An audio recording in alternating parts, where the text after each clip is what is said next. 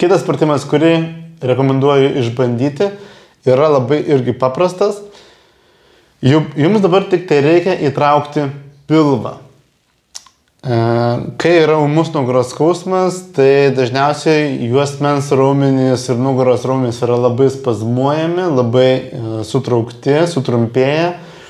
Ir tam, kad biškį atplaiduoti nugaros raumenys ir suteikti kūnui balansą, nes reikalingas balansas tarp nugaros raumenų ir pilvo raumenų, tai mums reikia valingai įtraukti pilvą. Tai yra sutraukti pilvo raumenis ir tarsi mėginti bambą traukti link stuburo. Tai atrodo taip. Dedu rankos ant pilvo, jūs irgi uždėkite rankas ant pilvo. Įkvėpėt per nosį ir tiesiog iškvėpdami per burną įtraukiat bambą. Ir pasistengėt kvėpuoti laisvai. Palaikot kokias 3-5 sekundės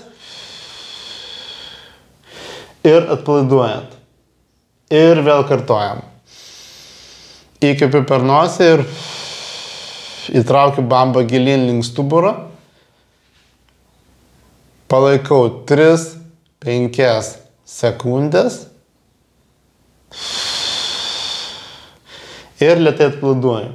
Dažniausiai pilvo raumenys yra labai silpni ir aišku, viską darykite iki skausmo neskubėdami.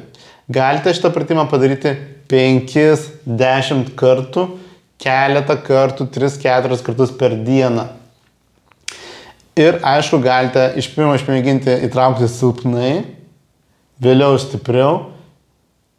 Ir jeigu tai nesukelia skausmą, įtraukti dar stipriau, maksimaliai stipriai, kad aktyvuotumėt pilvo raumenyną.